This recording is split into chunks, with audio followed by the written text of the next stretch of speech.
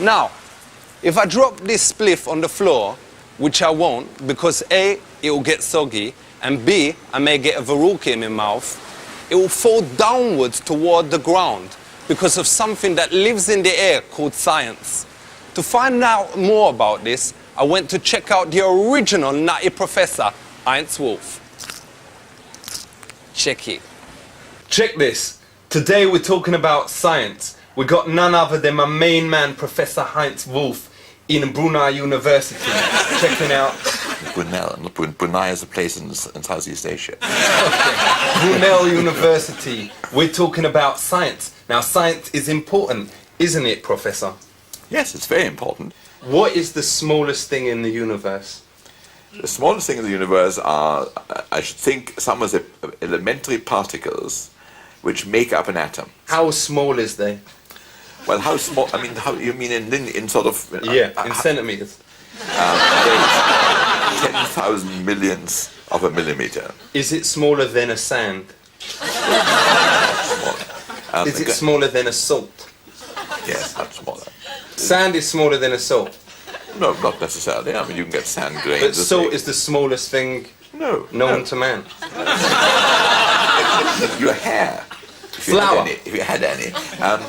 Flour is... Flour is smaller, is the smallest thing. I got muddled up. It's much, much tinier than sand. Now, what about medicine? How is science involved in the medicine? Medicine is increasingly based on scientific discoveries. What about knob enlargements? If I understand you correctly, and I have to sort of do a mental bit of translation about the rather crude language which you employ. Do they work? I don't know. It's not a subject of which I have ever worked, been interested in, or require. Right, I would never need one, but if you needed one, would I do it? No. I can well imagine being a sympathetic sort of guy that if it bears down heavily on somebody's mind, that he believes themselves to be insufficient in that department. Not me. Yeah, all right, I suppose. Then I can say that they may well want it. What does infinity mean?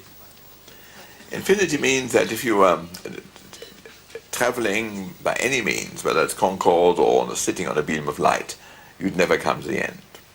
Is it a number? No. Is it more or less than a million?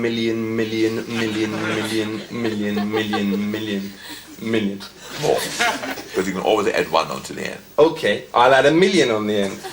Million. There is no edge, because by definition. Even if I carry on saying that all day. What happens if I use zillion? Still have no idea, because Killian?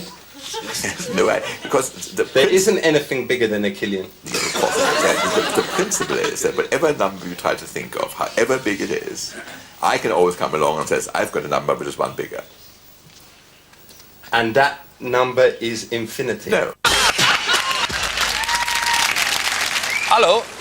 Don't think just because you watch these interviews that you is a brain scientist, because you ain't.